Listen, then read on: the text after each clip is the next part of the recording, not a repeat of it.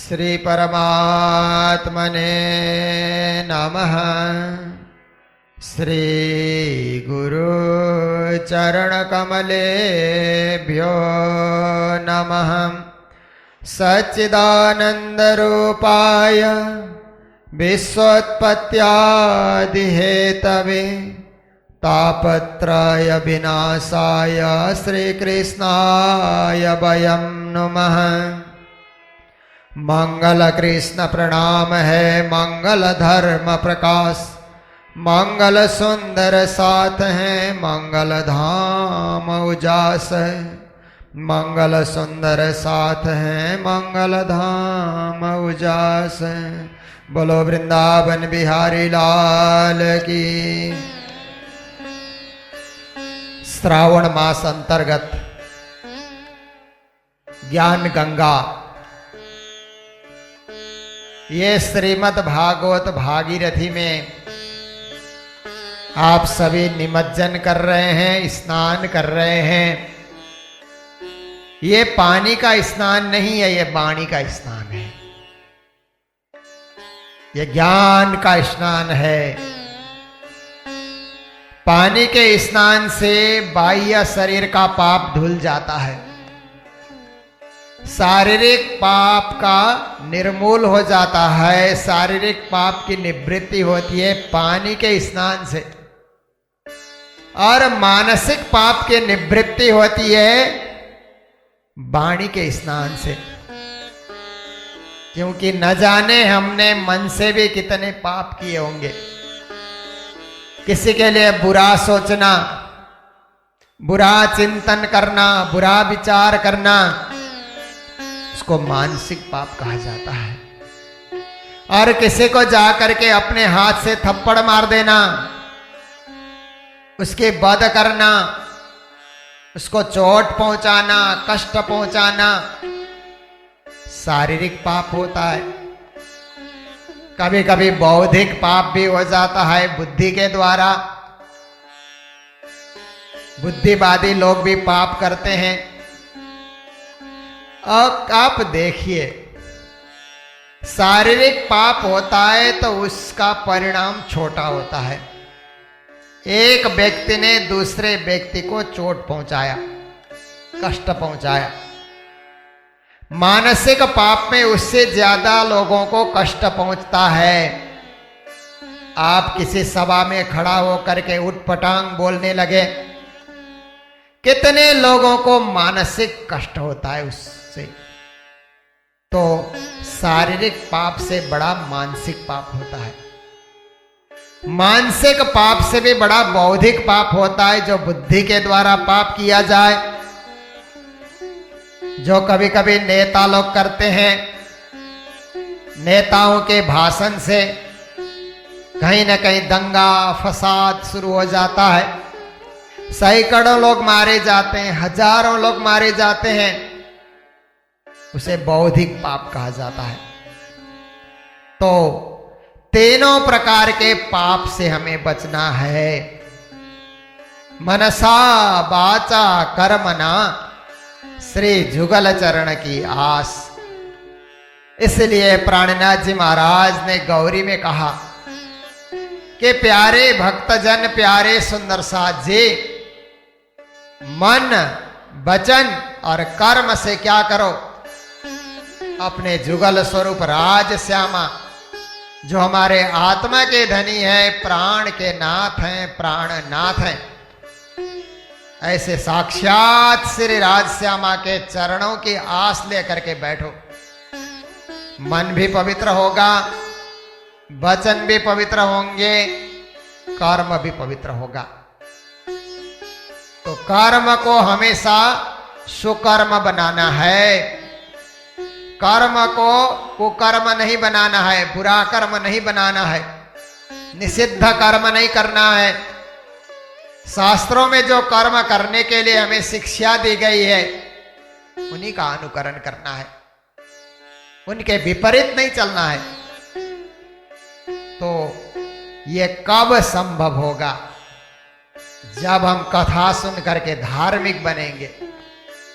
धार्मिक व्यक्ति हर प्रकार से पाप से बच करके चलते हैं। वो देखते हैं कि मेरे पांव के नीचे कीड़े मकोड़े भी ना आ जाएं।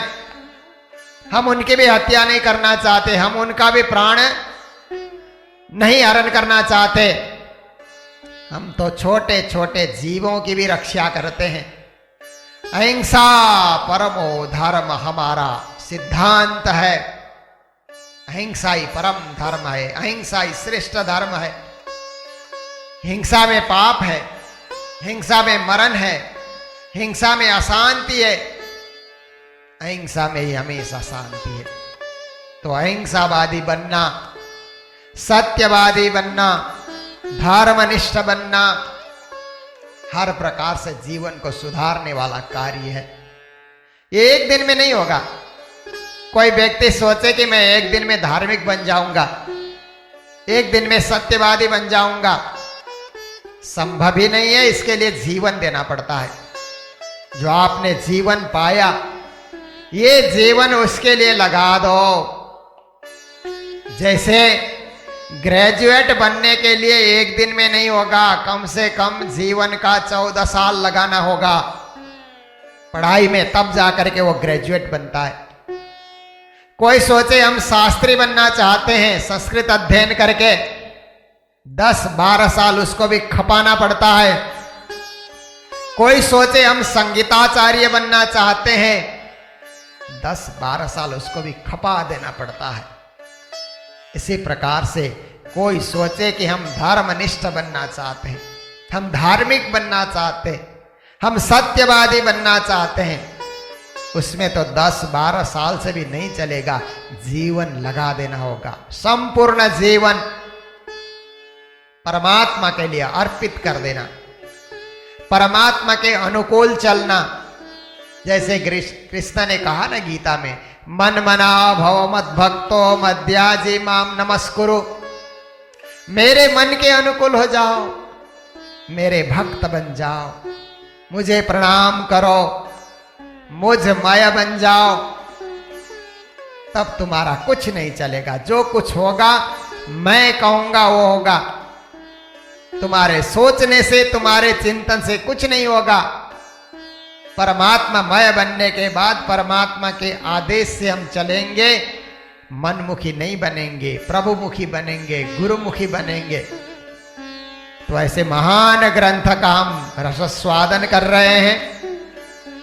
वेतक में इसी संदर्भ में कहा गया, कागज जो भागवत का ले आया सुख मुनि, इनका अर्थ ब्रह्म सृष्टि खोले जान अपनी।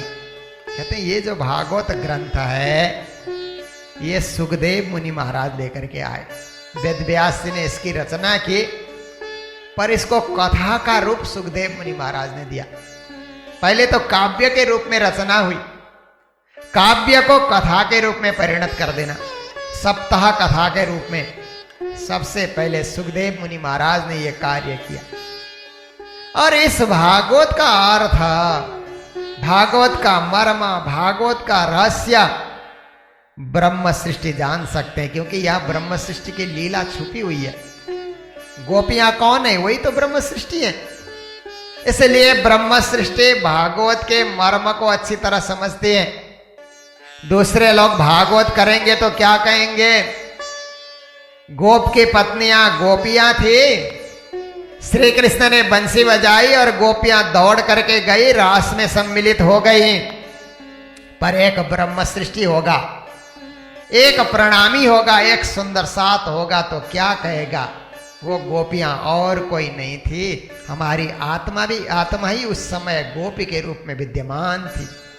हम ही ब्रज लीला में थे, हम ही रास लीला में थे, हम ही इस जागने लीला में पुनः आए हुए हैं। जब तक हमारी मनोरथ पूरी नहीं होगी, संसार देखने के, खेल देखने के हम देख रहे हैं। जब हम तृप्त हो जाएंगे, फिर हम धाम जाने की तैयारी करेंगे। फिर हम ऐसे शास्त्रों का श्रवण करेंगे, वाणी का पारायण पढ़ेंगे, वितक का श्रवण करेंगे और परमधाम जाने का मार्ग हम प्रशस्त करेंगे। वहां जाने के लिए हमें तैयारी यूं तैयारी कीजियो आगू करनी है दौड़ सब अंगों इसका लेके निकसो ब्रह्मांड फोड़। तैयारी अच्छी चाहिए, बिना तैयारी के कोई परम पद पा नहीं सकता। उसके लिए बहुत अच्छी तरह से हम तैयार हो जाएं, हर सामान को साथ में लेकर के। भक्ति भाव सेवा सुमिरन, यही तो सब सामान है। तो आज के प्रसंग में कहते हैं एकादश स्कंदा में हम लोग प्रविष्ट हो गए हैं और इसमें सुखदेव मुनि महाराज राजा परीक्षित को समझाते हैं। कृत्वा दैत्यवधम कृष्ण स रामो यदुभिर्वृता भुवोवतार यद भारम जविष्टम जनयम कली। कहते हैं हे राजा, श्री कृष्ण और बलराम यदि वंशियों से मिलकर के दैत्यों का संहार करते रहे और पांडवों से मिलकर के कौरवों का भी संहार किया, क्योंकि इस धरती पे जो असुर वृत्ति फैला रहे थे, आसुरी वृत्ति का अंत करना था और दैवी वृत्ति की स्थापना करनी थी। इसलिए यही भाव लेकर के परित्राणाय साधूनाम विनाशाय च दुष्कृता, दुष्ट बुद्धि वाले को विनाश कर देना है, साधु वृत्ति वाले की रक्षा करनी है। यही कार्य करते रहे और हर प्रकार से पृथ्वी को भार मुक्त कर दिया। पृथ्वी को हल्का हो गया। जब पापी लोग सारे के सारे मर गए, उनका अंत हो गया, पृथ्वी भार रहित हो गई। और सबसे अंत में ये कौरव लोग भार बढ़ा रहे थे, पांडवों के साथ द्रोह करना और दुष्ट प्रवृत्ति को लेकर के शासन करना। उनका राजा धृतराष्ट्र ही आंख से अंधा था। अंधा व्यक्ति राज कर सकता है, पर कहते हैं जो राज करता है वो अंधा ही हो जाता है। धृतराष्ट्र का अर्थ क्या होता है? जिसने राष्ट्र को धारण किया वो अंधा हो जाता है। तो कहते हैं अब उसका पुत्र दुर्योधन, जिसकी दुष्ट प्रवृत्ति है, ऐसे लोगों को भी इस धरती से बाहर कर देना है। इसलिए श्री कृष्ण ने पांडवों का पक्ष लिया। पांडवों का पक्ष लेकर के अर्जुन के सारथी बने। सारथी बन करके जब घोड़ों को हाँक रहे हैं, रथ को हाँक रहे हैं, तो अर्जुन तो कहते हैं ये सारे अपने स्वजन बंधु बांधव हैं, इनके विरुद्ध मैं नहीं लड़ूंगा। मेरा हाथ से गांडीव छूट रहा है और शरीर मेरा जल रहा है, रोंगटे खड़े हो रहे हैं, मेरा मुख सूख रहा है। इस तरह से 8 लक्षण बताने लगे। कृष्ण कहते हैं अर्जुन ये क्या कह रहे हो तुम? भयात रणात उपरतम मनसंते तुम महारथा। ज्ञानियों के सामने तुम्हारी हंसी हो जाएगी कि तुम डर के मारे युद्ध मैदान से भाग गए। इसलिए सुनो, मेरे से ज्ञान सुनो, बाद में तुम्हारी इच्छा जो हो वो करना, पहले मेरे से ज्ञान सुनो। तो अर्जुन उस समय कहते हैं कार्पण्य दोषो पहत स्वभाव पृच्छामि त्वं धर्म समूढ़ चेता यत् श्रेयस्याम निश्चितम ब्रूहि तन्मे शिष्यस्तेहम साधिमाम तुम प्रपन्नम। हे श्री कृष्ण, मैं कायर हूं, मेरी बुद्धि मारी गई है, मैं आपका शिष्य बन गया हूं, मुझे ज्ञान दीजिए। ज्ञानी जन कहते हैं कि अगर अर्जुन ये वाक्य प्रयोग न करते, शिष्यस्ते हम आपके शिष्य हैं, क्योंकि बिना शिष्य बने गुरु ज्ञान नहीं देता है। ज्ञान प्राप्त करने के लिए पहले शिष्य बनना जरूरी है, पात्र बनना जरूरी है। जब अर्जुन के मुख से निकला कि हम आपके शिष्य हैं, मुझे ज्ञान सुनाइए, तो दूसरे अध्याय के दूसरे श्लोक से श्री कृष्ण ने ज्ञान सुनाना प्रारंभ किया। क्लैब्यम मास्मगमः पार्थ नैतत्वयुपप्रद्यते क्षुद्रम हृदय दौर्बल्यम त्यक्त्वा तिष्ठ परम तप अशोच्यानन्व शोचस्तम प्रज्ञावादांच भास से गता सुस्सा नानु शोचंति पंडिता। है अर्जुन, बड़ी बड़ी बातें करते हो एक तरफ, और नपुंसक की तरह युद्ध मैदान से भागने की तैयारी, पंडों की तरह बातें करना। युद्ध मैदान में तो कोई मरेंगे, उसके लिए ज्ञानी जन शोक नहीं करते, ये तो युद्ध है। तो इस प्रकार से श्री कृष्ण ने गीता समझाना प्रारंभ किया। 18 अध्याय गीता, 18 योग अर्जुन को समझाया। हर अध्याय में एक योग है। 18 योग समझाने के बाद उन्होंने कहा, सर्वधर्मान परित्यज्य मामेकं शरणं व्रज अहम त्वा सर्व पापेभ्यो मोक्षयिष्यामि मा शुचा। अर्जुन, जगत के सारे लौकिक धर्मों को छोड़कर के तुम मेरे शरण में आ जा, मैं तुम्हें सर्व प्रकार से पाप से मुक्त करूंगा। और उसके पूर्व माम अनुस्मर युद्ध च, ये युद्ध को तो पार करना ही होगा, युद्ध से तुम भाग नहीं सकते। युद्ध करो, मेरे को याद करते हुए युद्ध करो, मैं हर प्रकार से तुम्हें विजयी बनाऊंगा। तो बाद में कृष्ण ने कहा, मैंने तुझे ज्ञान सुना दिया, यथेच्छसे तथा कुरु, अब तेरी इच्छा हो, जैसे इच्छा हो वैसे करो, मैंने तो ज्ञान सुना दिया है तेरे को। तो अर्जुन क्या कहते हैं, करिष्ये वचनम तव, हे श्री कृष्णा आपके वचन का पालन होगा, मैं युद्ध लड़ूंगा, बाणों का प्रहार करूंगा, आपकी कृपा से मैं विजयी बन जाऊंगा। तो अर्जुन युधिष्ठिर को विजयी बनाए, कौरव हार गए, कौरव मारे गए। ये सब कृष्ण ने धर्म की रक्षा के लिए ये सब कार्य किया। फिर आगे बताते हैं कि सारा कार्य जब हो गया, कृष्ण ने देखा कि द्वारिका में लीला भी हो रही है, आनंद वर्धक लीला भी हो रही है, और अब मेरा कार्य लगभग पूरा हो रहा है। एक दिन कृष्ण ने विचार किया, ये सारे यदुवंशी जो मेरा परिवार है, मेरे माध्यम से जो परिवार बने हुए हैं, ये आए क्यों? इतने सारे ये यदुवंशी क्यों आए? इन्होंने पूर्व जन्म में तपस्या की थी, मेरा स्नेह पाने के लिए, मेरा साथ पाने के लिए, मेरे साथ लीला करने के लिए, मेरा प्रेम प्राप्त करने के लिए, सो तो इन्होंने पा लिया। अब इनको मैं छोड़ करके जाऊंगा तो ये उदंड बन जाएंगे, क्योंकि ये अजेय हैं, कोई इनको जीत नहीं सकता। मेरे कारण इतनी शक्ति इनमें आ गई है कि ये युद्ध मैदान में जाएंगे तो कोई इनके सामने टिक नहीं पाएगा, इतने बलशाली हो गए हैं। इसलिए कृष्ण मन ही मन विचार करने लगे कि अब बांस जहां पर बहुत सारे इकट्ठे बांस उगे हुए रहते हैं, उन सब को विनाश करना है, तो बांस को आपस में रगड़ा दो, वहीं से आग उत्पन्न होती है, जल जल करके स्वाह हो जाते हैं। इसी तरह यदुकुल को नाश करना है, मेरे सामने इनको अपने अपने धाम में भेज देना है, तो इनके बीच में कोई ना कोई युद्ध प्रारंभ करा देना होगा, आपस में भिड़ाना होगा। श्री कृष्ण इस प्रकार से विचार करने लगे। और उसके बाद द्वारिका में रहते हुए श्री कृष्ण चिंतन करते हैं कि अब मेरा संपूर्ण कार्य, पृथ्वी का भार हरण करने का कार्य भी पूरा हो गया है। तो सोच ही रहे थे, उस समय क्या हुआ कि राजा उग्रसेन बुढ़े हैं, पर राजा तो वही है, कृष्ण तो राजा बने नहीं, बस उनके माध्यम से सारा कार्य कर रहे हैं।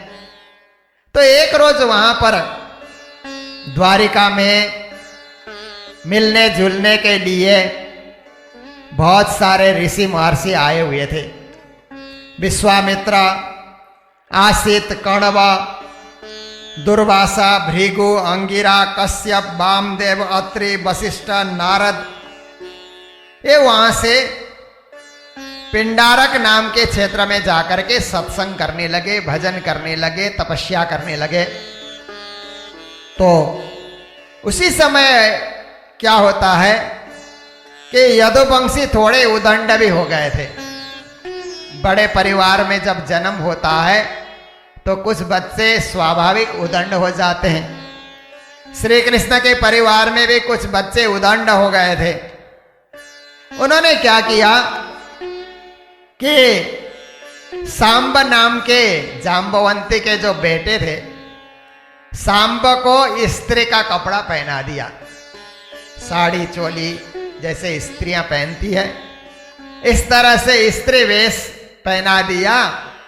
और पहनाने के बाद फिर आंखों में भी काजल वगैरह लगा दिया। इतना होने के बाद फिर हंसी मजाक करते हुए जहां ऋषि लोग बैठे हुए थे वहां इनको लेकर के पहुंचे। और पहुंचने के बाद सब कहने लगे, ब्राह्मणों, ये कजरारी आंखों वाली सुंदर जो स्त्री है ये गर्भवती है और आपसे एक बात पूछना चाहती है। खुद तो ये संकोच में है, ये सकुचा रही है और ये चाहती है कि पुत्र का जन्म हो, इसके द्वारा पुत्र का जन्म हो। प्रसव का समय भी निकट आ रहा है। तो आप लोग बताइए, ब्राह्मण जन, ऋषि जन, आप लोग तो सब कुछ जानते हैं, ये कन्या का जन्म देगी या पुत्र का जन्म देगी? ऐसा जब पूछा तो ऋषि मुनियों को धोखा दे रहे हैं, क्योंकि ऋषि मुनियों के सामने जाकर के, गुरुजनों के सामने जाकर के, महापुरुषों के सामने जाकर के ये भद्दा ढंग का मजाक नहीं करना चाहिए, क्योंकि उससे अनर्थ हो जाता है। तो इन लोगों ने इस प्रकार से जब व्यवहार किया तो उस समय ऋषि मुनि भी भगवत प्रेरणा से, शायद कृष्ण की प्रेरणा है कि सारे ऋषियों को गुस्सा आया, उस समय क्रोधित हो गए और कहने लगे, मूर्खों, ये तो न कन्या का जन्म देगी न पुत्र का जन्म देगी, ये तो तुम्हारे कुल का नाश करने वाले मुसल पैदा करेगी। इस तरह से ऋषियों ने जब कहा तो उस समय मुनियों की बातें सुनकर के बालक लोग आपस में डर गए। हो, ऋषियों ने तो श्राप दे दिया। फिर तत्काल सांब का कपड़ा उतार दिया, जो बाहर से स्त्री वेश बनाया था वो उनका कपड़ा उतार दिया। तो एक लोहे का एक मुसल उनके जो है कपड़े से वो निकला। तो सब उस समय डरने लगे कि अब क्या होगा, ये मुसल तो हमारे कुल का अनर्थ कर डालेगा और श्री कृष्ण को पता लगेगा तो क्या होगा। इस तरह से वो छुपा करके उस मुसल को लेकर के अपने निवास स्थान में पहुंचे और पहुंच करके उन्होंने सोचा कि श्री कृष्ण को नहीं बताना चाहिए, राजा उग्रसेन को बताना चाहिए, जो सबसे बुढ़े हैं उनको बताना चाहिए कि जो हमसे भूल हो गई उनके सामने हम जाकर के बता दें। तो सब जाकर के उग्रसेन के सामने कहने लगे कि महाराज, हम लोगों से भूल हो गई और ऋषियों ने श्राप दिया है, मुसल भी इस तरह से पैदा हो गया है, अब क्या करें? तो उन्होंने कहा, मुसल को चूरा चूरा कर डालो और उसको एकदम घिस करके उसको जो है चंदन की तरह बना लो और समुद्र में बहा दो। तो उन्होंने ऐसा ही काम किया, उसको टुकड़ा टिकड़ा किया, खूब घिसा उन्होंने और घिस करके एक टुकड़ा बचा छोटा सा। उन्होंने सोचा ये क्या करेगा, सब जितना घिसा हुआ भी समुद्र के पानी में बहा दिया, वो टुकड़ा भी समुद्र में फेंक दिया और फेंकने के बाद एक मछली उसको निगल जाती है। निगलने के बाद फिर इधर जो घिस करके पानी में बहा दिया था वो भी समुद्र में दूर तक बहता चला गया। फिर समुद्र में छाल आने के कारण वो किनारे आया और एरक नाम का एक मजबूत घास के रूप में वो भी उग करके लहलहाने लगा। और एक रोज मछली पकड़ने वाले समुद्र में गए तो उसी मछली को पकड़ा जिसने वो टुकड़ा पेट में खा लिया था। और जब मछली को बाहर निकाल करके ले आए तो उसके पेट में से लोहा का टुकड़ा मिला। एक जरा नाम का ब्याधा था, वो कहता है मुझे बाण में यह काम आएगा, मैं अपने बाण में इसको सजा लेता हूं, ये मुझे दिया जाए। तो सबने कहा ठीक है, तुम इसको अपने साथ रख लो। तो ये सब क्या है? ये कार्य कारण, जो कार्य होना होता है तो कुछ ना कुछ कारण बन पड़ता है। अब यदुकुल का संहार होना है, इसलिए इस प्रकार का एक श्राप कारण बन पड़ा, और उस श्राप से सारे यदुवंशी अब डरने लगे, भयभीत हो गए कि अब ब्राह्मणों का श्राप लग चुका है, कब अंत आएगा, कब हम सब जो है इस प्रकार से हमारा संहार हो जाएगा। सब भयभीत हो रहे हैं। उसी समय देवर्षि नारद जी चल करके आए, और नारद जी तो सर्वत्र भ्रमण करते हैं, उनको भी पता लग गया।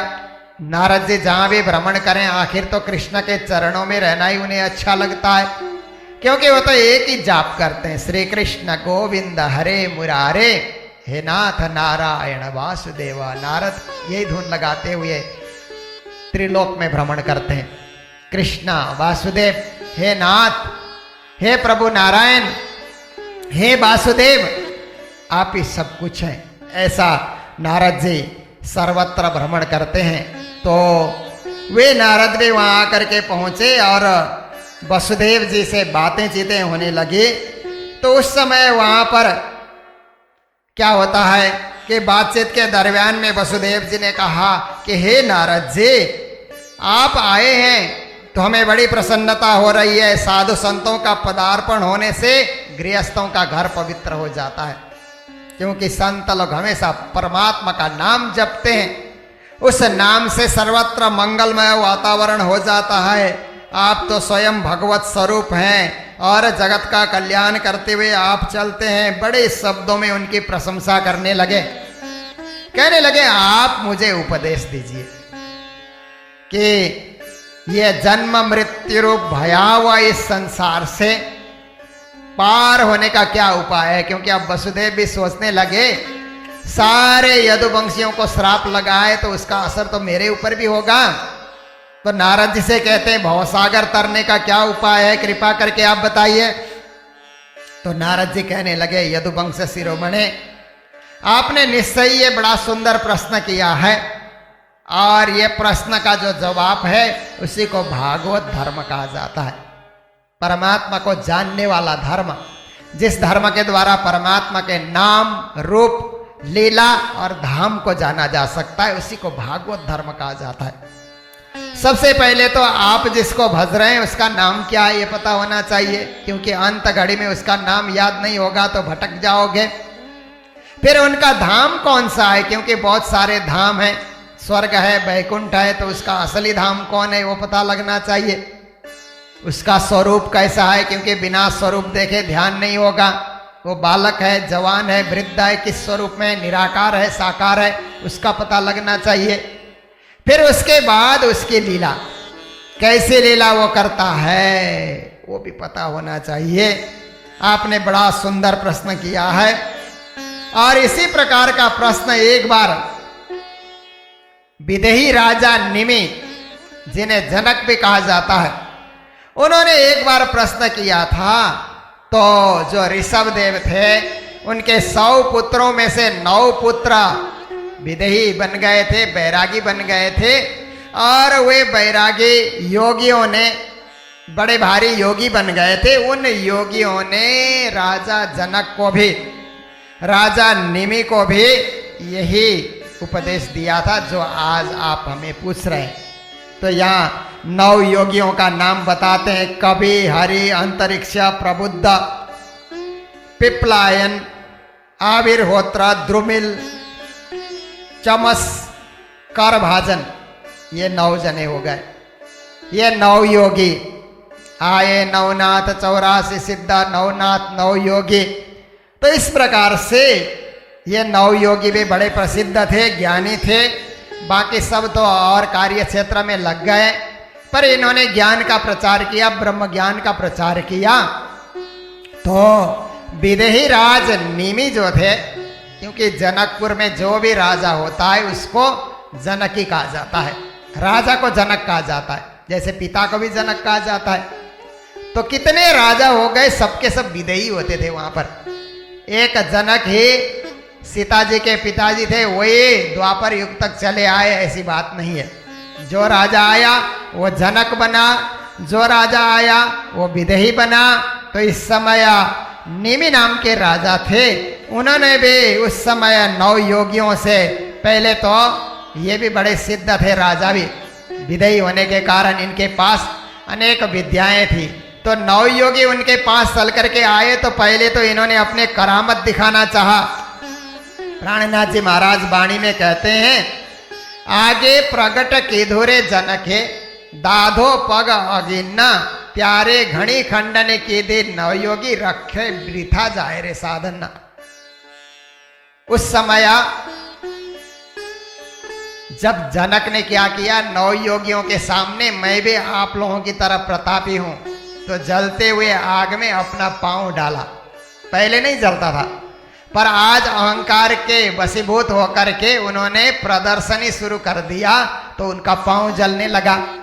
तब 9 योगियों ने खंडनी की कि तुम चमत्कार के पीछे क्यों पड़े हो, ज्ञान के आगे चमत्कार का कोई अस्तित्व नहीं होता है, ऐसे चमत्कार आगे से नहीं करना। तो निमि राजा कहने लगे, जनक कहने लगे, फिर हमें ज्ञान दीजिए 9 योगियों, जो भव सागर से तरने वाला ज्ञान कौन सा है।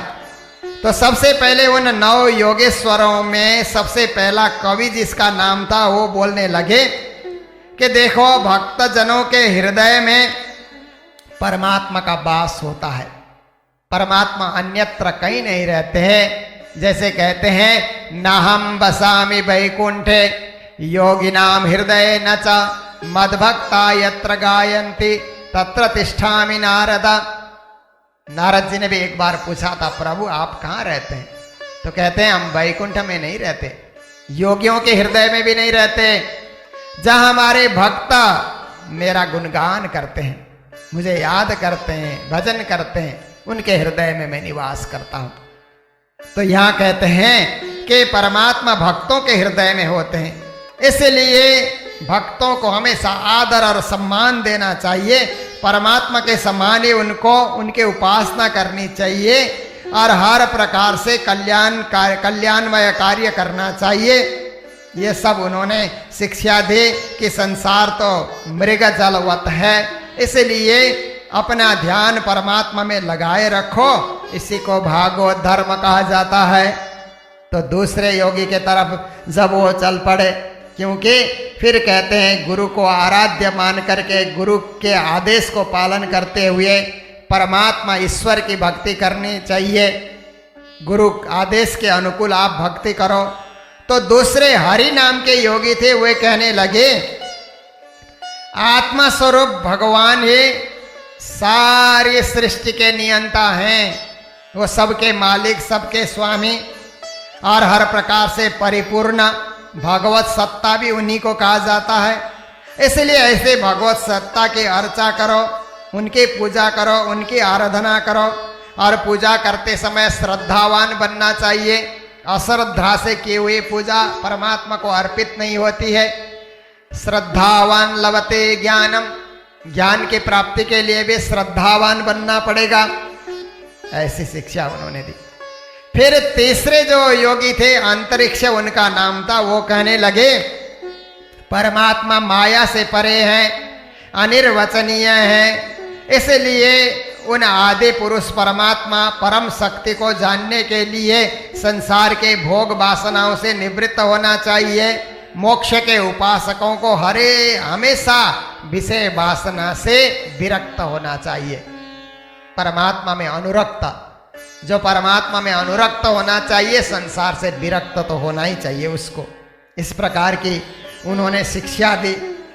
उसके बाद फिर चौथे योगेश्वर प्रबुद्ध उनका नाम था।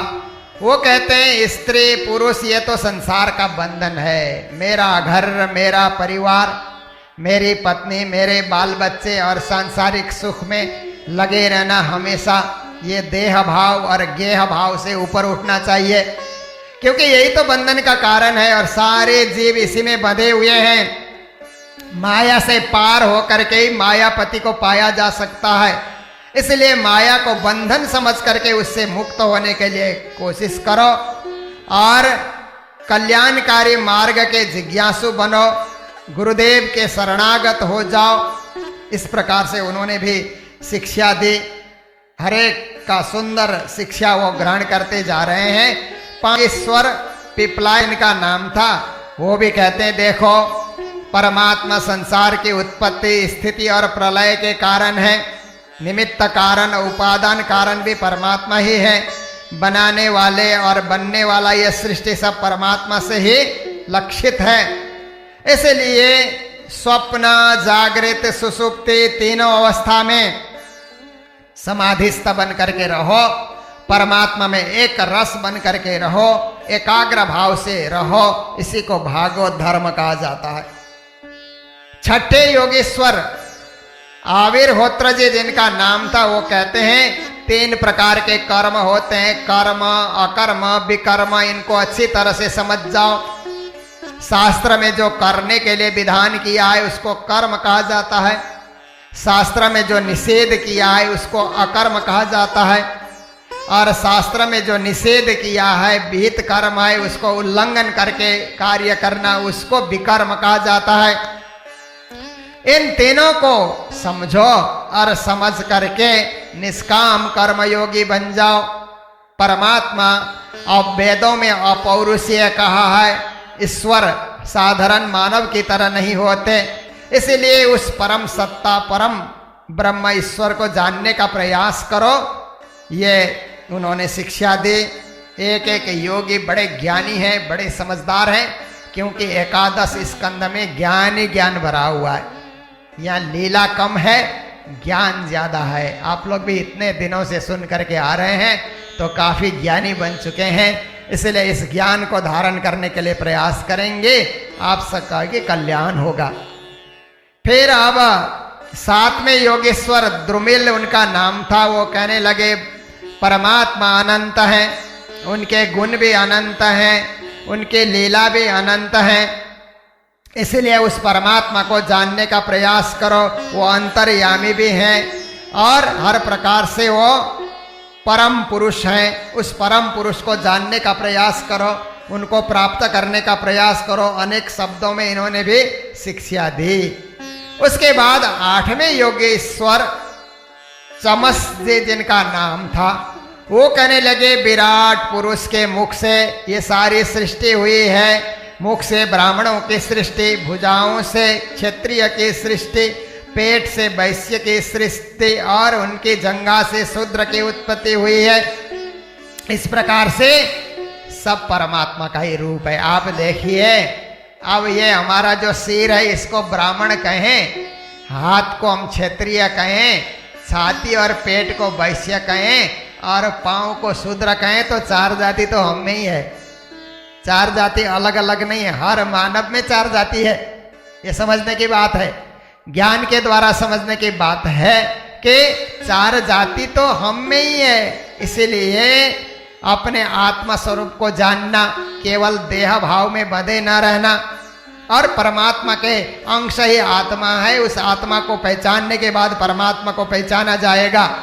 जैसे प्राणनाथ जी महाराज ने वाणी में कहा, पहले आप पहचानो रे साधु, पहले आप पहचानो, बिना आप चिन्हे पार ब्रह्म को कौन कहे मैं जानू। पहले आत्मा को जानो, फिर परमात्मा को जानो। इस प्रकार की शिक्षा इन्होंने भी दी। और उसके बाद 9वें नंबर में करभाजन जी नाम के जो योगी थे, वे कहने लगे देखो राजन, सत्य, त्रेता, द्वापर, कली 4 युग हो गए हैं और 4 युगों में अलग अलग विधि से परमात्मा की प्राप्ति होती है। पर देखो, परमात्मा को पाने के लिए, परमात्मा मय बनने के लिए उनके गुण, लीला इत्यादि का गान करना चाहिए। और परमात्मा हर युग में अलग अलग रंग में अवतीर्ण हुए हैं, पर उनको पहचानने की आवश्यकता है। इसलिए उस पर ब्रह्म परमात्मा को हे राजन जिज्ञासु बन करके तुम हमेशा लगे रहोगे तो उनके स्वरूप को जान पाओगे। और उनके असली स्वरूप को जानने के बाद ये मोह का बंधन, दुख का बंधन सब छूट जाएगा। तुम जीवन मुक्त बन जाओगे, जीते जी मुक्ति का अनुभव करोगे। मरना नहीं पड़ेगा, मरने के बाद मुक्ति मिलेगी इस भरोसे में न रहो, जीते जी मुक्ति का अनुभव करो कि हम मुक्त हो गए हैं। ऐसा पुरुष ही मोक्ष को प्राप्ति कर सकता है, मोक्ष धाम को जा सकता है। परमात्मा की स्तुति करो, प्रभु के शरणागत हमें ऐसा भाव लेकर के चलो। तो ये कहते हुए उन्होंने एक बड़ा सुंदर श्लोक बताया। ध्येयम सदा परिभवग्नमविष्ट दोहम तीर्थास्पदम शिव विरिंचिनुतम शरण्यम भृत्यार्ति हम प्रणत पाल भवाब्दि पोतम वंदे महापुरुषते चरणारविंदम। हे प्रभु, स्तुति करते हुए कहते हैं हम आपके शरण में आए हुए हैं, आप हर प्रकार से रक्षक हैं, आपके चरणारविंद सदा सर्वदा ध्यान करने योग्य है। माया मोह से होने वाले संसारिक ये जो पराजयों को अंत कर देने वाले, हे परमात्मा, भक्तों की हर प्रकार से अविष्ट फल देने वाले, हे परमात्मा, आप कामधेनु स्वरूप हैं। और तीर्थों में भी, तीर्थों को भी तीर्थ बनाने वाले स्वयं परम तीर्थ स्वरूप, हे परमात्मा। ब्रह्मा विष्णु महेश आदि बड़े बड़े देवता भी आपको जो प्रणाम करते हैं, आपकी के शरण में शरणागत होते हैं, ऐसे परम पुरुष परमात्मा आपके चरणारविंद की हम वंदना करते हैं। वंदे महापुरुषते चरणारविंदम। फिर उन्होंने कहा, कृतादिषु प्रजा राजन कला विच्छन्ति संभवम कलौ खलु भविष्यन्ति नारायण परायण। कहा देखो राजा के कलियुग की भी बड़ी भारी महिमा है। सत्य युग, त्रेता और द्वापर के सारे ऋषि मुनि, बड़े बड़े महात्मा भी कलियुग में जन्म धारण करना चाहते हैं, क्योंकि कलियुग में थोड़ा मात्र भी कोई भक्ति करेगा परमात्मा के तरफ हो जाएगा, परमात्मा के सन्मुख हो जाएगा। तो जरा सा धर्म करने से भी मोक्ष की प्राप्ति हो जाती है, नारायण परायण हो जाता है, परमात्मा मय हो जाता है। इसलिए ये कलियुग की भी बड़ी भारी महिमा है। इस प्रकार से कई ज्ञान की बातें, सुंदर सुंदर बातें वहाँ पर समझा रहे हैं विदेह राज को। और विदेह राज निमि ने जब 9 योगियों से ये बात सुनी, भागवत धर्म का आचरण उन्होंने सुना, तो उसके बाद वो मुक्त हो जाते हैं, परम गति को प्राप्ति कर जाते हैं। फिर उनके स्थान में दूसरा जनक आ जाता है, तो वो भी विदेही बन जाता है। तो इसी प्रकार से नारद जी वसुदेव को कह रहे हैं, हे वसुदेव जी, आप भी भागवत धर्म को समझें। भागवत धर्म और कुछ नहीं है, भक्तिमय धर्म है। परमात्मा की भक्ति में एकाकार होकर के सुंदर आचरण करना और भगवान के परम पद को याद करना। और देखो कितनी विचित्र बात है कि भगवान तो आपके घर में पुत्र के रूप में पैदा हुए, आपको तो कहीं जाना ही नहीं है। घर बैठे आपको सुख मिल रहा है कि आपके ही घर श्री कृष्ण का जन्म हुआ, आपके ही घर बलराम जी का जन्म हुआ, रोज आपको दर्शन मिल रहे हैं, उनके साथ आलिंगन कर रहे हो, बातचीत कर रहे हो, उनके साथ सोना, उनके साथ बैठना, उनके साथ खेलना, उनके साथ वात्सल्य स्नेह बांटना, इतना कुछ आपके पास है, तो आपको कहीं जाने की जरूरत ही नहीं है। बस ध्यान मग्न हो जाओ, प्रभुमय बन जाओ। इस तरह से नारद जी ने वसुदेव जी को ही शिक्षा दी। और देवता लोग एक बार इकट्ठे हो गए, कहने लगे कि वैकुंठ तो अब खाली खाली है, लक्ष्मी जी भी रुक्मिणी के रूप में आई हुई हैं, और सारा विष्णु भगवान का 16 कला भी श्री कृष्ण के रूप में समाया हुआ है, तो वैकुंठ फिर भरना चाहिए। तो श्री कृष्ण से प्रार्थना करें कि असुरों का संहार तो हो गया, अब द्वारिका में क्यों बैठे हुए हैं। हम सब मिल करके उनके पास जाएं और उनसे प्रार्थना करें कि प्रभु अपनी लीला को पूर्ण करिए और अपने धाम में लौट करके आइए। इस तरह की प्रार्थना हम लोगों को करनी चाहिए। तो सबके सब देवी देवता भी उस समय तैयार हो जाते हैं। ऋषि मुनि, 8 वसु, अश्विनी कुमार, रेबु, अंगिरा आदि आदि सबके सब ये देवता लोग और ऋषि लोग, ब्राह्मण लोग, सिद्ध, चारण, गुह्यक, पितर, विद्याधर, किन्नर सबके सब आ जाते हैं द्वारिका और श्री कृष्ण भगवान के दर्शन करते हैं। दर्शन करने के बाद सबके सब सोचते हैं कि भगवान से यह बात कहें, कैसे कहें। कौन कहे? सबकी इच्छा है कि भगवान अपने धाम में लौट जाएं, पर सब देवताओं ने फिर प्रार्थना प्रारंभ की कि हे प्रभु, आप सबको बंधन छुड़ाने के लिए आए हुए हैं और मुमुक्षु जन आपके दर्शनों से कृतकृत्य हो जाते हैं। हम इंद्रिय प्राण मन वचन के द्वारा आपको बारंबार बंधन करते हैं। प्रभु आप सर्वेश्वर हैं, सबके मालिक। हम साष्टांग दंडवत प्रणाम, 8 अंग से धरती का स्पर्श करते हुए आपको प्रणाम करते हैं। तो 8 अंग साष्टांग, जब देवी देवता लोग कृष्ण को प्रणाम करने लगे तो 8 अंग कौन कौन से हैं? कहते हैं हाथ से भी धरती को स्पर्श करते हुए, चरणों से भी धरती को स्पर्श करते हुए, घुटनों से भी धरती का स्पर्श होना चाहिए, वक्ष स्थल भी पृथ्वी से छूता हुआ होना चाहिए, सिर भी पृथ्वी में टिका हुआ होना चाहिए, दोनों आंखें भी धरती पे टिकी हुई होनी चाहिए, मन और वाणी, ये 8। मन और वाणी दिखते नहीं है पर अदृश्य रूप से उनका भी स्पर्श धरती के साथ होना चाहिए। तो इस प्रकार 8 अंग धरती से टिका करके जो प्रणाम किया जाता है उसी को अष्ट अंग कहा जाता है। और दंड की तरह, लाठी की तरह गिर करके प्रणाम करते हो तो उसको दंडवत कहा जाता है। तो साष्टांग दंडवत प्रणाम कर रहे हैं। तो इतना कुछ हो जाने के बाद फिर सब ने ब्रह्मा जी को ही मुख बनाया, बोलने के लिए ब्रह्मा जी को मुख बनाया। देवी देवताओं ने कहा ब्रह्मा जी आप ही हम सबके पितामह हैं, प्रभु से आप ही प्रार्थना कीजिए कि स्वधाम लौटने की तैयारी करें।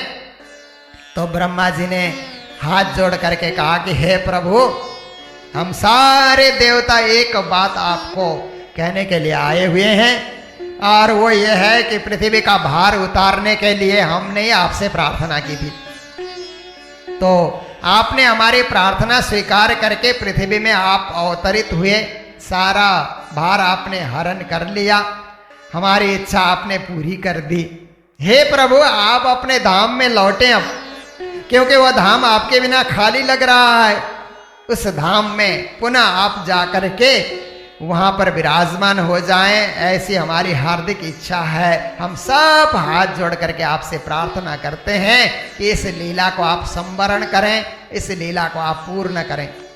तो भगवान श्री कृष्ण ने कहा ब्रह्मा जी, सारे देवी देवताओं आप लोग प्रार्थना कर रहे हैं, उसके पहले ही मैं तैयारी कर चुका हूं। मैं पहले ही इस विषय में विचार कर चुका हूं। मैंने निश्चय कर लिया है कि पृथ्वी का भार उतर चुका है।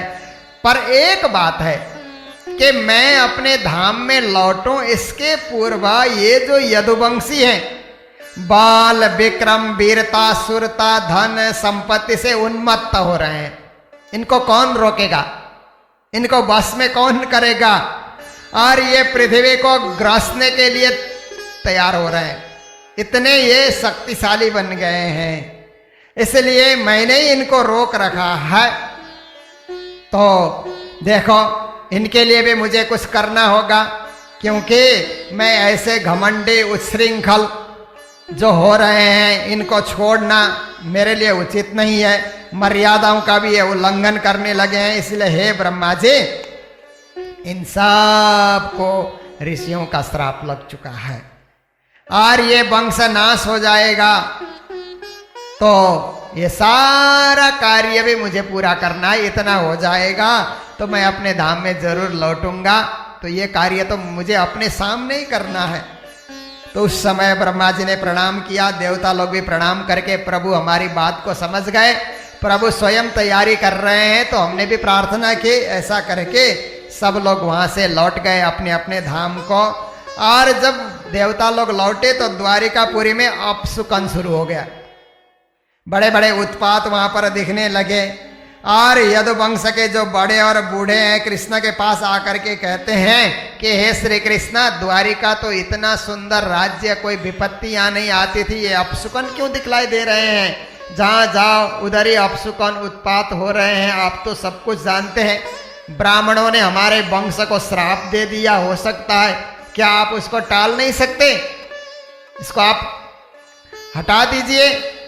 तो श्री कृष्ण कहते हैं नहीं, ये तो कार्य कारण है और जो कुछ होना है वो हो करके रहेगा, इसलिए अब इसमें ज़्यादा चर्चा करने की जरूरत नहीं है। आप वृद्ध लोग मेरे पास आए हैं तो मैं आपको यही सलाह देता हूं कि हम सब लोग अब द्वारिका को छोड़ करके प्रभास क्षेत्र, जो महिमा मंडित क्षेत्र है, एक तीर्थ क्षेत्र है, वहाँ हम सब लोग चले। वो प्रसिद्ध स्थान है दक्ष प्रजापति ने, और दक्ष प्रजापति के हिसाब से चंद्रमा ने उनको राजयक्ष में रोग ने ग्रस लिया था, और ऐसी स्थिति में उन्होंने क्या किया कि उसी प्रवास क्षेत्र में आकर के स्नान किया तो तत्क्षण पाप से वो रोग से मुक्त हो गए थे।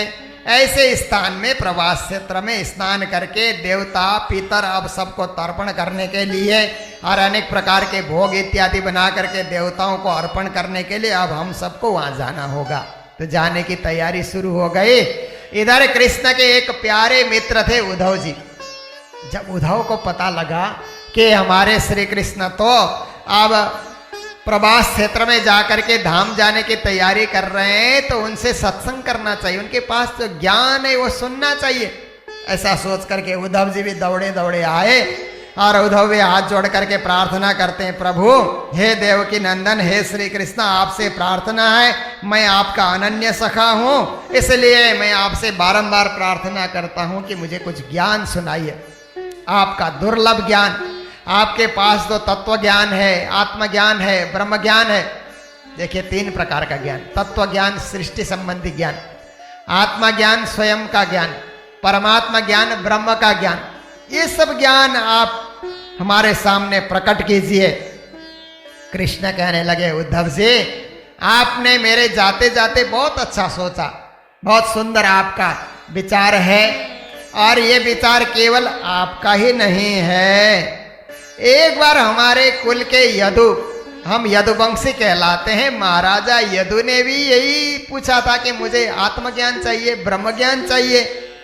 तो ब्रह्मवेत्ता दत्तात्रेय जी आकर के उनको यही ज्ञान दिया था, जो ज्ञान मैं उद्धव जी आपको देने जा रहा हूं। तो यदु को दत्तात्रेय जी ने क्या ज्ञान दिया? कहते हैं एक रोज दत्तात्रेय जी यदु के राज्य में आए और आकर के कहने लगे कि मुझे ब्रह्म ज्ञान है। तो ब्रह्म ज्ञान आपसे कहां से मिला, कैसे मिला? तो कहते मैंने 24 गुरु किए हैं। देखिए आपको आश्चर्य भी होगा कि 24 गुरु, दत्तात्रेय जी 24 गुरु कर गए, क्या कारण है, क्यों उन्होंने 24 गुरु किए? तो उन्होंने पूछा कि आपने 24 गुरु किस लिए किए और वो गुरुओं के नाम क्या हैं? तो कहते हैं मेरे गुरु के नाम है, पृथ्वी भी मेरे लिए गुरु है, वायु गुरु, आकाश, जल, अग्नि, चंद्रमा, सूर्य, कबूतर, अजगर, समुद्र, पतंगा, भौरा या मधुमक्खी, हाथी, शहद निकालने वाला, हरिण, मछली, पिंगला, कुरर पक्षी, बालक, कुंवारी कन्या, बाण बनाने वाला, सर्प, मकड़ी, भृंगी कीट, ये 24 मेरे गुरु हैं। देखिए कैसे कैसे गुरु बनाया उन्होंने। तो पूछा यदु ने कि महाराज ये सबको गुरु बनाने का क्या प्रयोजन है? तो कहते देखो उनसे बहुत कुछ सीखने को मिला, मुझे बहुत ज्ञान मिला उनसे। पृथ्वी से आपको क्या मिला? तो कहते पृथ्वी से धैर्य और क्षमा की शिक्षा मैंने ली। पृथ्वी में कितना धैर्य है, कितने क्षमाशील है पृथ्वी।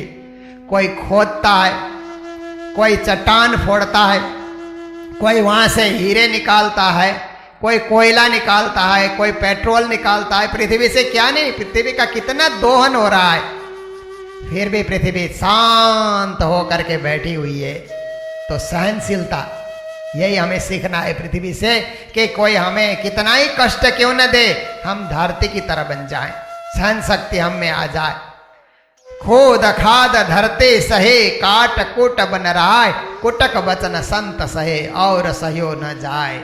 और एक कवि ने कहा कि खोद खाद करो तो धरती सहन कर लेती है, और उल्टे सीधे वचन कहो तो संत जन सहन कर लेते हैं। तो वन वृक्ष को काट पीट करो तो भी वन वृक्ष सहन कर लेते हैं, पर दूसरों से सहन नहीं होता। सहन शक्ति भी बहुत बड़ा गुण होता है। हम सहन शक्ति, धैर्य आदि आदि गुण अपने जीवन में धारण करें। ये पृथ्वी से मैंने सीखा। फिर कहते हैं वायु से भी मैंने सीखा, क्योंकि वायु भी एक स्थान में टिक करके नहीं रहता है, यहाँ से वहाँ, वहाँ से वहाँ, इस प्रकार से वायु चलते रहता है। इसी प्रकार से साधक को भी एक जगह टिक करके नहीं रहना चाहिए, भ्रमण करते रहना चाहिए। एक जगह टिकने से तो वो बंद हो जाएगा। जैसे कहते हैं ना, बहता नदी भला, चलता साधु भला, रमता जोगी भला। बहती नदी को सब अच्छा समझते हैं, अगर पानी जम जाए तो कोई पिएगा नहीं, पर बहती नदी में तो सब लोग पी लेते हैं। देखिए गंगा कहाँ से बह रही है, लोग पिए जा रहे हैं। तो ऐसे ही रमता साधु बड़ा भला होता है, क्योंकि हर प्रकार से वो विश्व का कल्याण करता है। तो वायु की तरह वायु से मैंने ये चलते रहो और सब जगह पावन करते रहो। वायु तो क्या है, वायु चलती है तो जगह जगह दुर्गंध भी है, उड़ा करके कहाँ से कहाँ पहुँचा देती है, पता ही नहीं चलता। इस प्रकार से हर जगह पवित्र करते हुए चलो, ये मैंने शिक्षा प्राप्त किया। उसके बाद कहते हैं कि मैंने आकाश से भी शिक्षा ग्रहण किया। आकाश व्यापक है, जहाँ जाओ वहाँ आकाश। आप भारत के किसी भी शहर में जाओ, कलकत्ता जा कर के देखो वहाँ भी आकाश है, बम्बई जा कर के देखो वहाँ आकाश है, आप चेन्नई जा कर के देखो वहाँ आकाश है, आप अमेरिका जा कर के देखो, ऑस्ट्रेलिया जा कर के देखो, विश्व के किसी कोने में जा कर के देखो, आकाश व्यापक है। इसी तरह ज्ञानियों को भी इस तरह से व्यापक बन करके, व्यापक विचार रख करके, आकाशवत भाव रख करके चलना चाहिए। मैंने शिक्षा प्राप्त किया। फिर जल से भी, जल को भी मैंने गुरु बनाया, क्योंकि पानी सब चीज को स्वच्छ बना देता है। देखिए कोई भी चीज अशुद्ध है, पानी से धो दो शुद्ध हो जाता है। थाली अशुद्ध है, पानी से धो शुद्ध हो जाता है। और आपका जो है कमरा अशुद्ध है, पानी से धो डालो, कहीं भी पानी सबको शुद्ध करता है। तो जल किस प्रकार से अपवित्रता को नष्ट करके सर्वत्र पवित्रता ही पवित्रता बना देता है, इसी तरह हमको भी सर्वत्र सबको पवित्र बनाते हुए चलना है। इस प्रकार की शिक्षा मैंने प्राप्त की। फिर कहते हैं अग्नि को भी मैंने गुरु बनाया, और अग्नि से मैंने ज्योतिर्मय होने की शिक्षा प्राप्त की। अग्नि प्रज्वलित होने से क्या होता है कि सब लकड़ियां जल करके ध्वस्त हो जाती है, अग्नि प्रज्वलित होती है तो प्रकाश छा जाता है। इसी प्रकार से प्रज्वलित होकर के बुराइयों का नाश कर देना और अच्छाइयों का विस्तार करना, ये मैंने अग्नि से सीख लिया। तो एक एक गुरु की व्याख्या कर रहे हैं कि चंद्रमा से भी मैंने शिक्षा प्राप्त किया है। चंद्रमा की कलाएं घटती और बढ़ती रहती हैं। इसी तरह जीवन में कभी धन धान्य मिलता है, कभी नुकसान भी हो जाता है, पर चंद्रमा कला घटने से और कला बढ़ने से चंद्रमा में कोई परिवर्तन नहीं आता, एक रूप में ही है चंद्रमा। इसी तरह कभी जीवन में उतार चढ़ाव आ जाए, न घबराओ, शांत बन करके रहो। ये तो जीवन में ये सब होना ही है, परिवर्तनी संसार है, संसार परिवर्तनशील है, परिवर्तन होते रहता है, उसमें किस लिए घबराना जब चंद्रमा को गुरु कर लिया। कहते मैंने सूर्य को भी गुरु कर लिया, क्योंकि सूर्य अपने किरणों के द्वारा क्या करते हैं कि हर जगह प्रकाश फैला देते हैं, और सूर्य के किरण के द्वारा उष्णता आती है, प्रकाश मिलता है, उर्वरा शक्ति मिलती है। सूर्य के किरण में तो गुण ही गुण भरे हुए हैं। इसी प्रकार से मनुष्य को भी संयमी बन करके गुण का विस्तार करना चाहिए, सर्वत्र प्रकाश फैलाना चाहिए। ये शिक्षा मैंने प्राप्त की। फिर एक कबूतर को भी उन्होंने गुरु बनाया।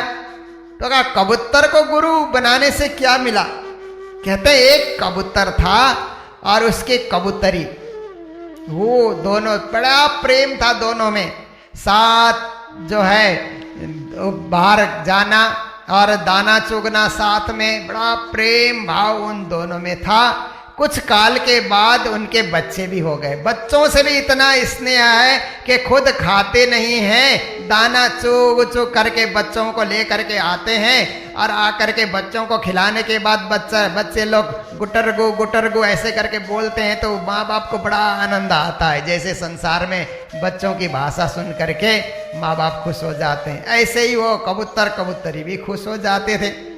फिर एक दिन ऐसी घटना घटे, बच्चे तो इधर उधर फुदक रहे थे, बच्चों के लिए दाना चुगने के लिए बाहर चले गए कबूतर और कबूतरी। उसी समय एक बैलिया आ गया, पक्षियों को पकड़ने वाला आ गया, और उसने अपनी जाली में सारे वो कबूतर के बच्चों को डाल दिया। जाली में फंसने के बाद अब चें चें ऐसा करते हुए बच्चे चिल्ला रहे हैं। थोड़ी देर में बच्चों को खिलाने के लिए अपने मुंह में पूरा दाना भर करके कबूतर और कबूतरी वहां आ गए, तो देखते हैं बच्चे तो है ही नहीं घोंसले में, कहाँ गए? तो देखा वो तो जाली के अंदर रो रहे हैं। इतना दुख हुआ दोनों को कि कबूतरी कहने लगे, इन बच्चों के बिना तो मैं जिंदा ही नहीं रहूंगी। ऐसा जाकर सोच करके खुद भी उसी जाली में जाकर के फंस गई। फिर कबूतर अकेले बचा रहा। तो क्या कहता है, मैं अभागा हूँ, मैं दुर्मति हूँ, हाय हाय मेरा तो सत्यानाश हो गया। मेरी प्राण प्रिया पत्नी भी वहाँ जा कर के फंस गई। मेरे बच्चे जो इतने प्रिय हैं, अब थोड़ी देर में ये बैलिया ले जाएगा, सबको मारेगा, तो सबके सब स्वर्ग चले जाएंगे। मैं तो अकेला हो गया, क्या करूं? इस तरह से बड़ा विलाप कर रहा है, रो रहा है। अब घोंसले में चला जाऊं तो भी मेरा अकेले मन नहीं लगेगा, और मैं क्या करूं? इतना सोच सोच करके उसका भी दिमाग नहीं चला, और उसी जाली में जाकर के वो भी फंस गया। सबके सबका अंत हो जाता है। ये कहानी कबूतर कबूतरी की नहीं है, सारे संसार वालों की कहानी है कि मेरा परिवार, मेरा संसार, मेरे बच्चे, एक दिन सबको मर जाना है। और ऐसे मरते हैं कि माया के वशीभूत होकर के मेरा मेरा करते हुए मर जाते हैं, उनको मुक्ति नहीं मिलती, फिर ये चक्र में पड़ जाते हैं। इसलिए संसार में विरक्त भाव से रहना, माया से निवृत्त होकर के रहना, मुक्त भाव से रहना, ये मैंने शिक्षा प्राप्त की, और वो भी मेरे लिए गुरु के समान हो गया। फिर कहते हैं एक अजगर को भी मैंने गुरु बनाया। अजगर क्या है? आहार के लिए परेशान नहीं होता है, एक जगह पड़े रहता है अजगर। उसके सामने कोई आहार आ गया, कोई जानवर आया, कोई पक्षी उड़ के आया तो खा लिया, नहीं आया तो आराम करते रहता है, पर आहार की तलाश में परेशान नहीं होता। तो ऐसे ही ज्ञानियों को भी शांत चित्त से रहना चाहिए। खाऊं खाऊं खाऊं करके चारों तरफ दौड़ना नहीं चाहिए, क्योंकि कितना ही खाओ, आखिर खाने का क्या अंत है। इसलिए थोड़ा सा खाओ, प्रभु का भजन करो, शांति से रहो, संतोष से रहो। ये मुझे शिक्षा मिली, इसलिए वो भी मेरे लिए गुरु के समान हो गया। फिर कहते हैं समुद्र को भी मैंने गुरु बनाया, क्योंकि वो अथाह है, अपार है, असीम है। समुद्र का कोई पारावार नहीं दिखता। खड़े होकर के आप देखो, इतना भयंकर दिखलाई देता है समुद्र, शांत वो रहता है। और इतनी सारी नदियों का बरसात में पानी जाकर के समुद्र में इकट्ठा होता है, समुद्र कोई हलचल नहीं मचाता, अपनी मर्यादा का जो है उल्लंघन नहीं करता है। इसी तरह हम लोगों को भी शांत होकर के अपनी मर्यादा में बंधे रहना चाहिए। हमेशा जो है कुछ कुछ घटनाएं होते ही विचलित नहीं बनना चाहिए, शांत भाव हमें आ जाए, ये मैंने शिक्षा प्राप्त किया। फिर कहते हैं एक पतंगा, उसको भी मैंने गुरु बना लिया, क्योंकि वो क्या है कि जहां भी आग जलती है, बत्ती दिखलाई देती है, वो उसको अच्छा लगता है, बत्ती के इधर उधर घूमना उसको अच्छा लगता है। और अच्छा लगने के कारण प्राणनाथ जी में भी वाणी में कहा ना, पतंग कहे पतंग को कहा रहा तू सोए, मैं देखा है दीपक चल देखा हूँ तो, या तो वो दीपक नाई या पतंग वो नाई, पतंग कहिए तीन को जो दीपक देख झंपाए। वाणी में सुंदर बात कही। यही चीज यहाँ भागवत में भी बता रहे हैं कि पतंग जाकर के उस बत्ती को बुझाने के लिए प्रयास करता है तो खुद ही बुझ जाता है, उसका जीवन वहीं अंत हो जाता है। तो किसी विषय में आसक्त नहीं होना चाहिए। आंख का विषय देखना, दृश्य देखना, तो उस विषय के पीछे पतंग पागल होने से उसकी मृत्यु हो गई। तो इस प्रकार से एक विषय के पीछे पागल नहीं होना चाहिए, ये मुझे उससे शिक्षा मिली।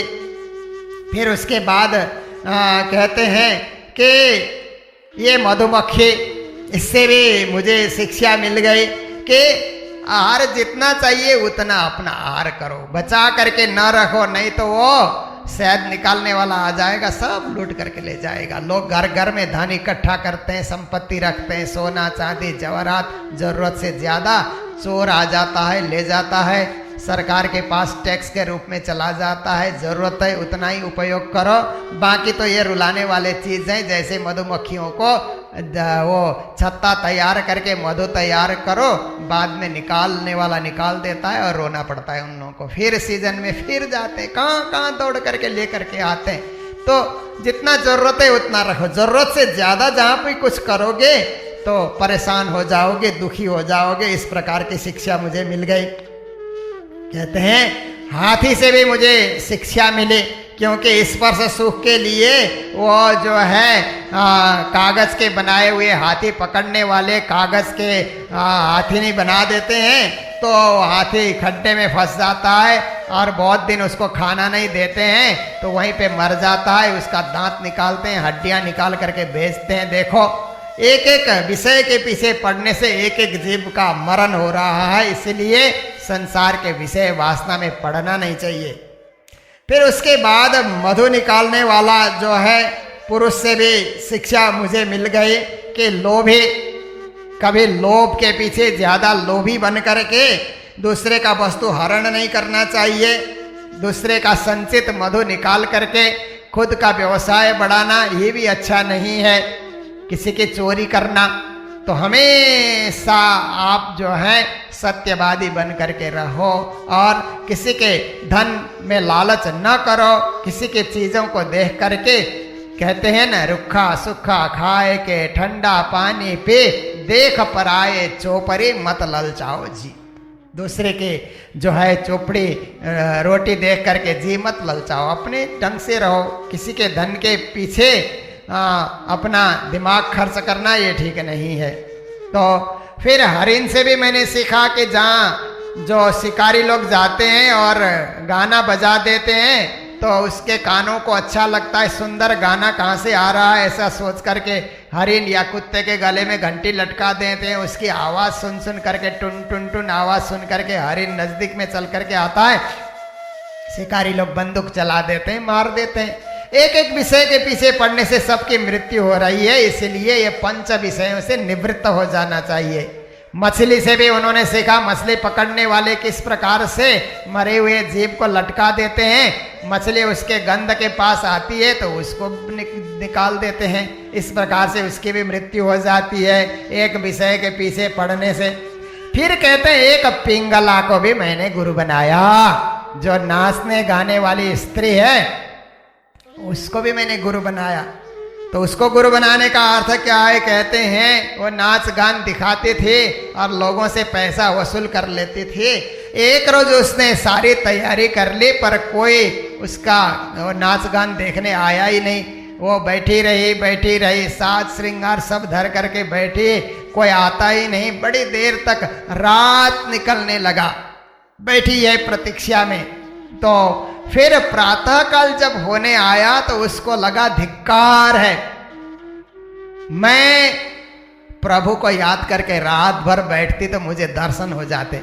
इन पर पुरुषों को याद करके बैठने में क्या लाभ है? उसको ज्ञान हो गया, जगदीश्वर के शरण में ग्रहण करती।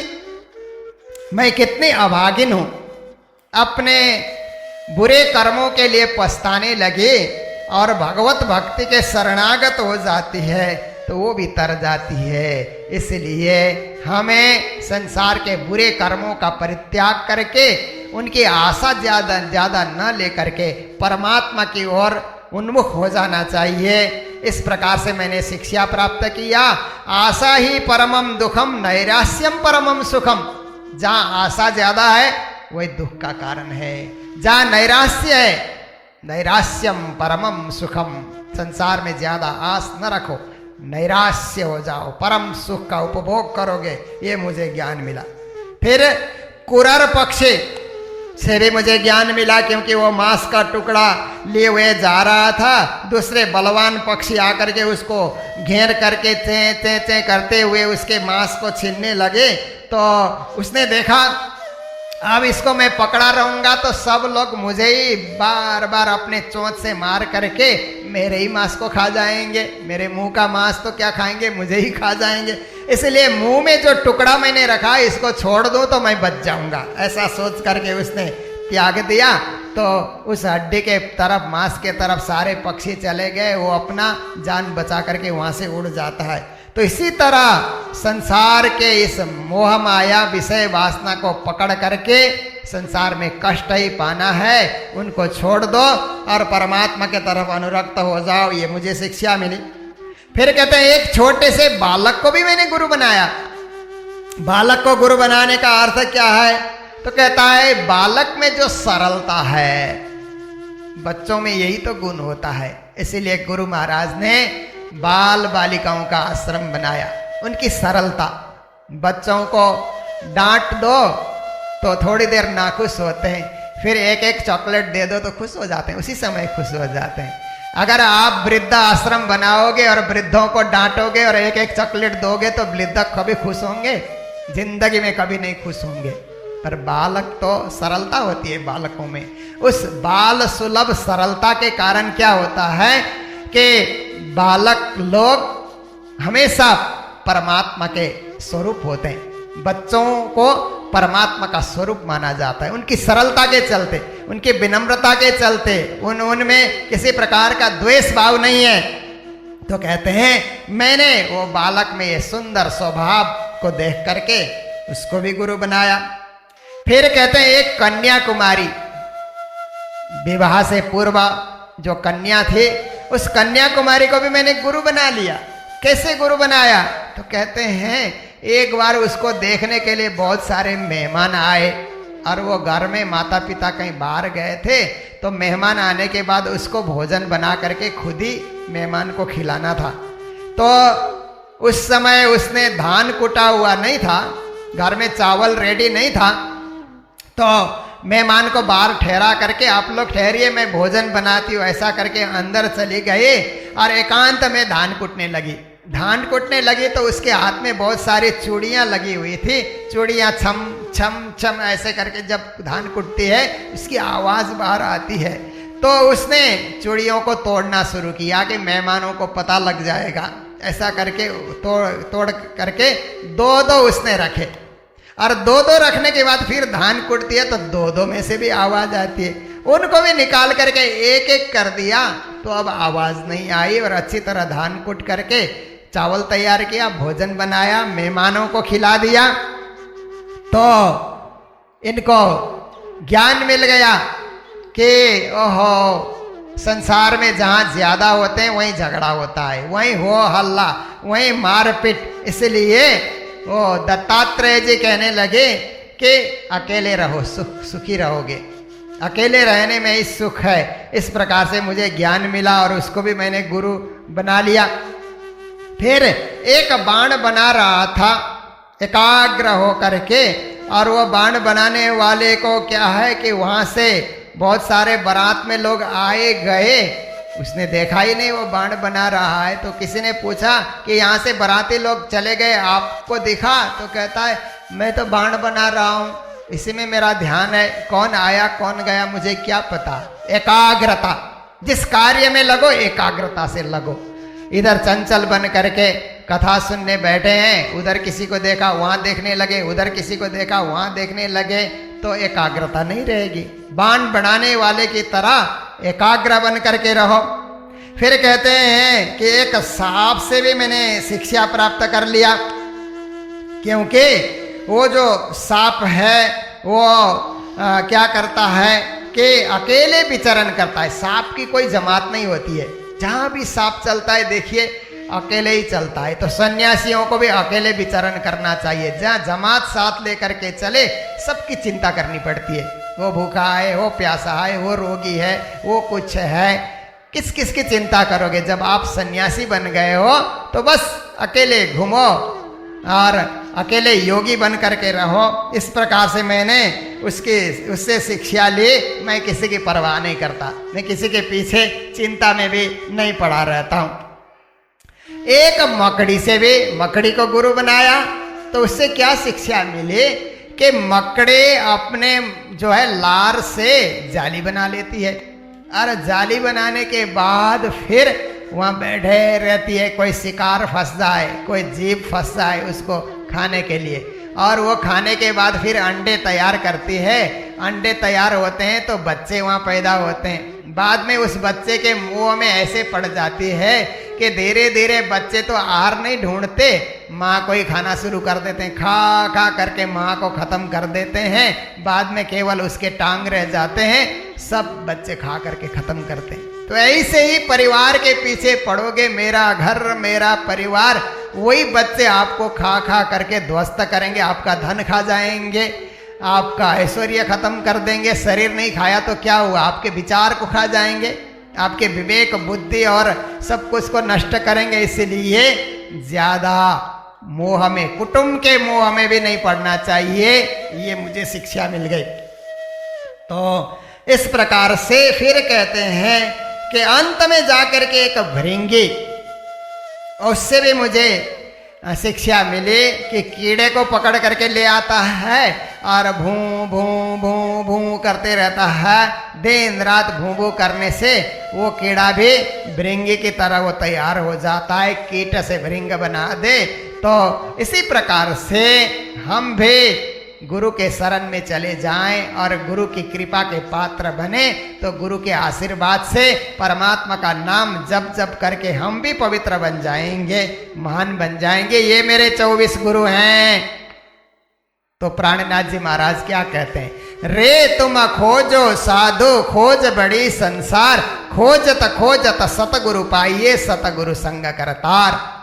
ये दत्तात्रेय जी ने खोजी की तो 24 गुरु मिल गए। पर प्राणनाथ जी महाराज कहते हैं सबसे बड़ा तो सदगुरु है। ये सब तो गुरु हैं, पर गुरु से बड़ा सदगुरु होता है। जिस दिन आपकी खोजी से सदगुरु मिल जाए, बेड़ा पार हो जाएगा। एक ही सदगुरु आपको पार कर देंगे। तो ये दत्तात्रेय जी ने जो यदु को ज्ञान सुनाया था, श्री कृष्ण यही ज्ञान उद्धव जी को सुना रहे हैं। और इतना ही नहीं है, और भी बहुत कुछ ज्ञान सुना रहे हैं। हम कल भी सुनेंगे, परसों भी सुनेंगे, क्योंकि हमारे अभी 3 दिन ही नहीं है, 4 दिन और हैं। क्योंकि इस बार श्री कृष्ण जन्माष्टमी रात्रि को न मना करके, क्योंकि आजकल जो परिस्थितियां चल रही है उसके हिसाब से हम लोग दिन में ही सामान्य रीत से जन्माष्टमी का कार्यक्रम हम लोग करना चाहते हैं। इसलिए जन्माष्टमी के दिन भी 27 तारीख कथा की पूर्णावती होनी थी। बाजार मंदिर में तो 27 तारीख को ही पूर्णावती करेंगे, पर यहाँ मंगल धाम में 28 तारीख को इसी समय इसी वक्त श्रीमद् भागवत कथा की पूर्णावती हम लोग करेंगे। तो 4 दिन और शेष हैं। ये ब्रह्म ज्ञान है, ये आत्मा ज्ञान है, इससे वैराग्य का उदय होगा, परमात्मा से प्रीति होगी, परमात्मा की प्राप्ति होगी। ऐसे महान ज्ञान का आस्वादन आप लोग इसी प्रकार जो बचे हुए शेष दिनों में भी आप करते रहेंगे।